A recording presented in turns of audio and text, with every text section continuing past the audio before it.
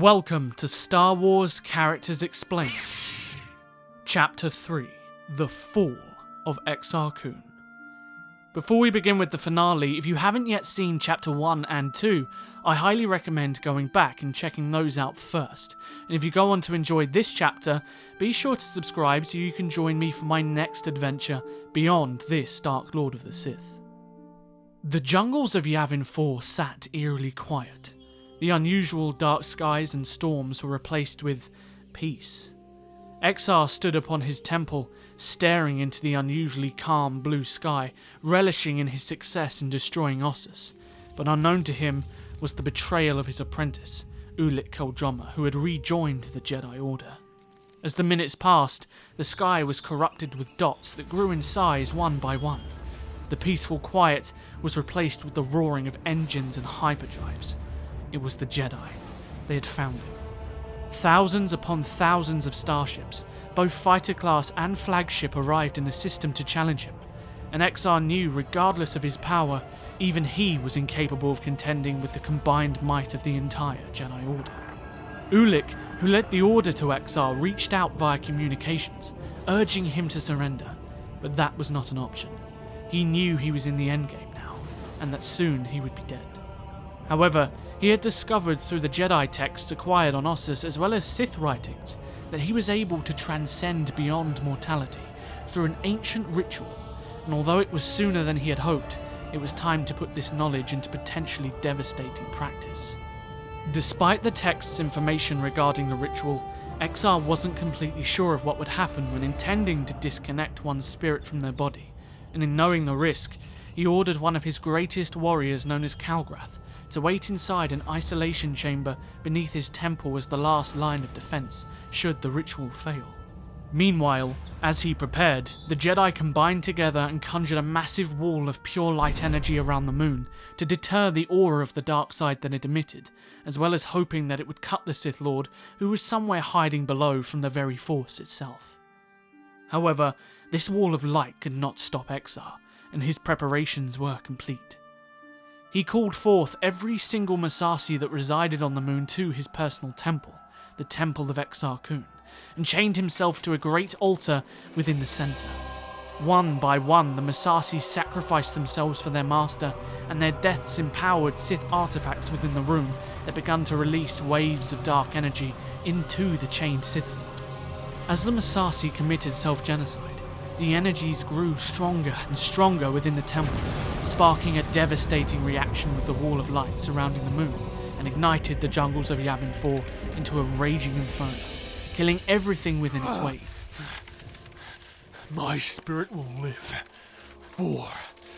And Exar revelled in his supposed victory as his body burned and disintegrated alongside the jungle surrounding him.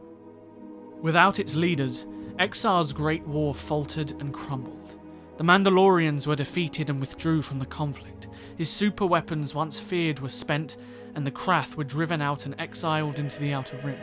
However, the effects of Exar's war would be continually felt throughout the now crippled Republic. As for the Jedi themselves, they deleted Yavin from their records and tried to falsely claim that it was they who defeated their fallen student.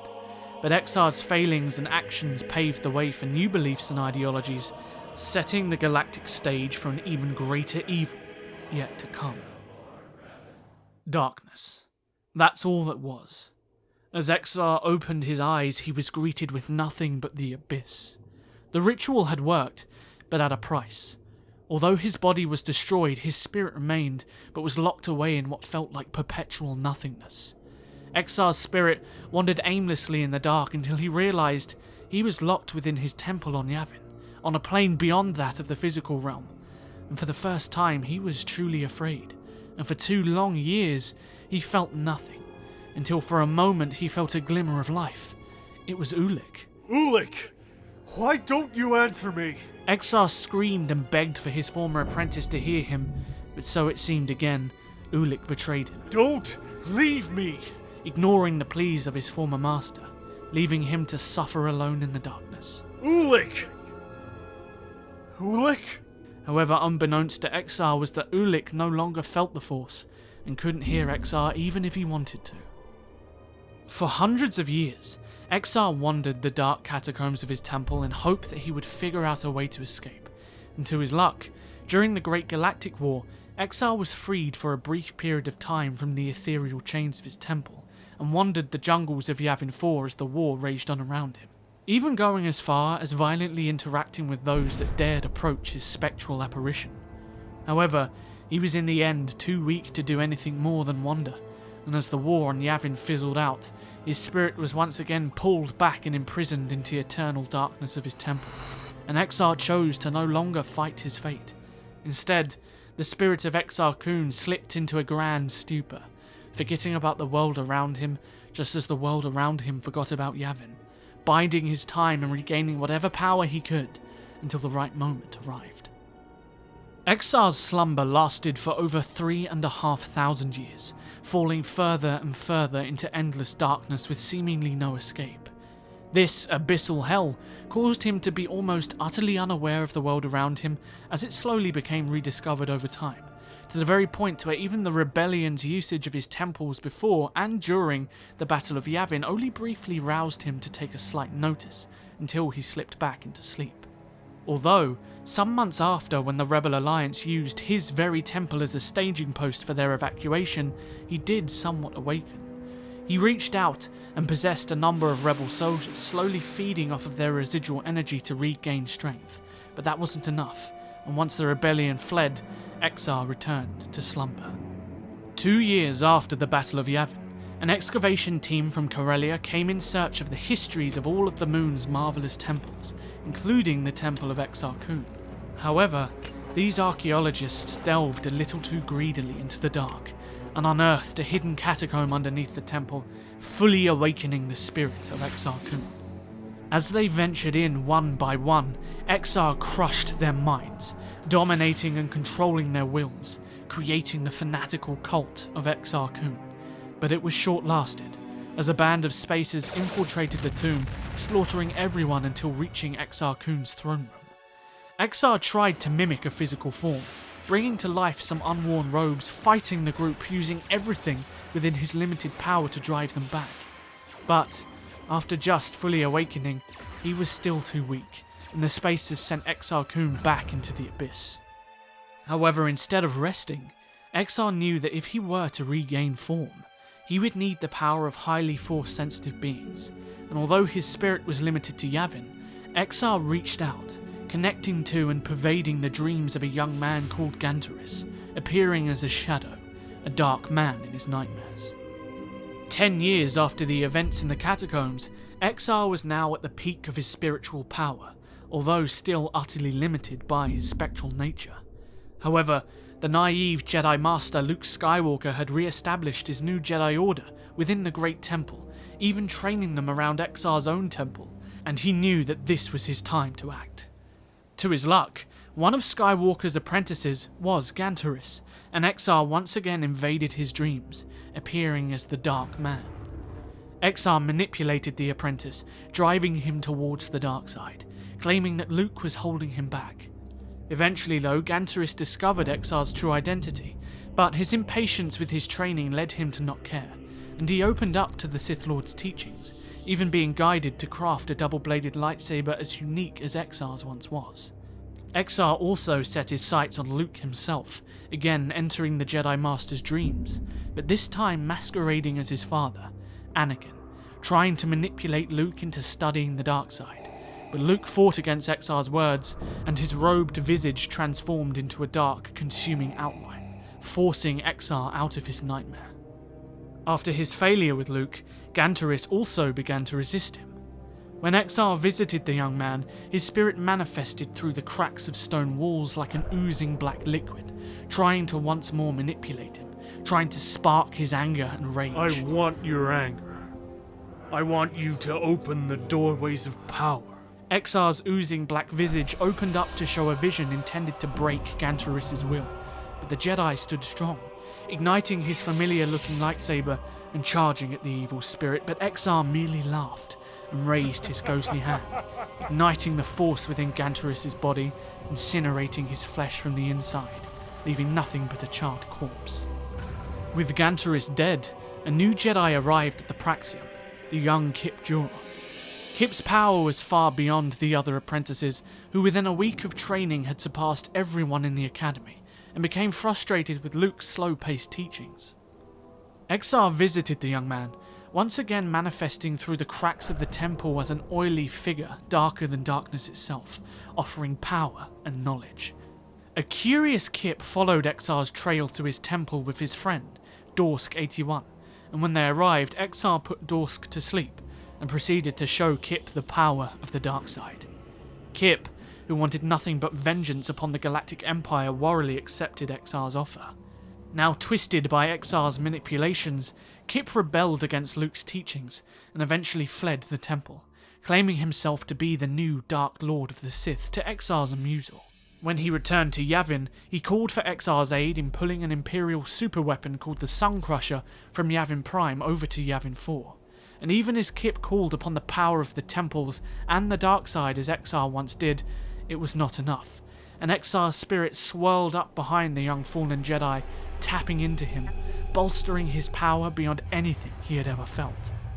As they piloted the Sun Crusher through the Force towards Yavin 4, Luke confronted his fallen apprentice, but once again Exar merely laughed. As the Jedi Master ignited his lightsaber, the hilt froze, and an oily shadow swirled around and swallowed up the beautiful green beam, and as the lightsaber died, Exar unveiled himself behind the Jedi. Luke kneeled and raised every defensive technique he could muster, but as Kip blasted Luke with lightning, Exar aided his apprentice with unfathomable power, raising what seemed to be sharp serpent-like shadows from the cracks of the temple that pierced Luke's flesh over and over, sundering his spirit from his now comatose body. Sometime later, Luke's spirit, trapped within the same temple as Exar, screamed in hope that someone would hear him, but there was nothing. They can't hear you, Skywalker. Until Exar's tar-like spirit oozed from the temple walls and now reformed into a now clear figure of a man. But I can. Exar began to goad Luke on his failures as a master and mocked the Jedi for his spiritual imprisonment, who retaliated, claiming that Exar had no power beyond their ethereal realm. I have had endless millennia to practice, so rest assured, Skywalker, I will destroy you. As Kip left Yavin and began a rampage with the Sun Crusher, Exar focused his attention on twisting the rest of Luke's pupils, all now without a master. After failing with Corran Horn, his main focus turned towards the elderly Streen, a Force empath. Exar whispered dark things into Streen's mind, and with the intent of destroying Luke's body, during one dream, Streen encountered the Dark Man and conjured a Force storm to try and destroy the Dark Spirit.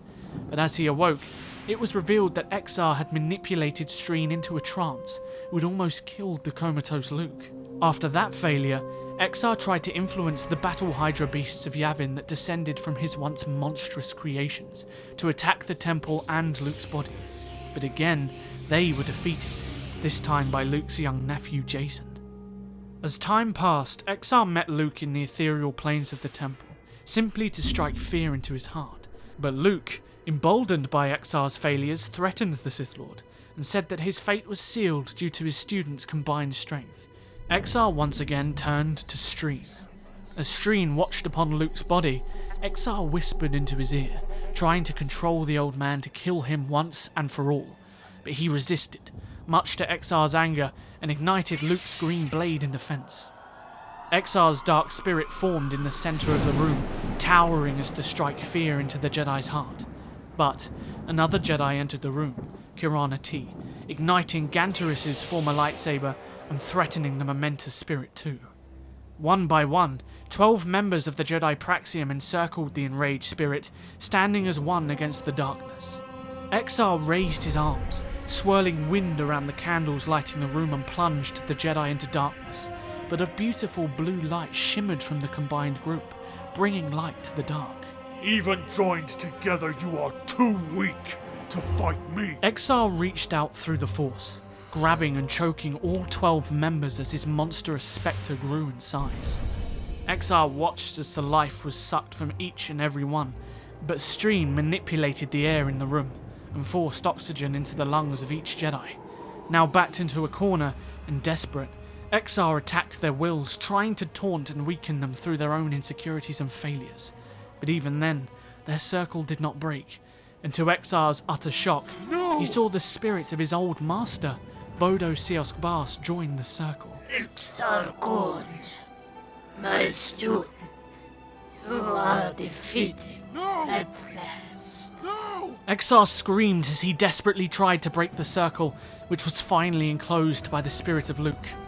Kirana and Streen reignited the lightsabers, clashing them together as Exar's spirit struggled between them, sparking a blinding light which shattered the spirit of Exar Kun into fragmented shadow. Exar, split apart and screaming, frantically searched for a weak body to hide within, but the Jedi were not weak. They were together, unlike Exar, who was once again alone. Streen began to conjure a force storm around the shredded shadow of Exar Kun that tightened and trapped him within a knotted cyclone. The cyclone was raised to the open ceiling, and the billions of fragmented shadows were flung into the vast emptiness of space, vanishing with nothing more than a brief, distorted scream that faded into the nothingness of night. And after over 4,000 years, the horror that was Exar Kun was finally no more. I know it's been a while, but I want to thank all of you for sticking with me, and I hope the Fall of Exar Kun was as satisfying for you to watch as it was relieving for me to finish. This video has been mentally one of the most difficult barriers I've ever had to pass, but truthfully a key reason as to why I did pass it was the consistent passion you guys have shown for my work, my content, and this story in particular, so I just want to thank you all from the bottom of my heart. Make sure to like the video, come and join the Discord server, and follow me on social media, and just like Exar in this story, his shadow has been banished, and with that, a bright future lies ahead for the channel. I'll see you all in the next video, but until then, may the Force be with you. Always.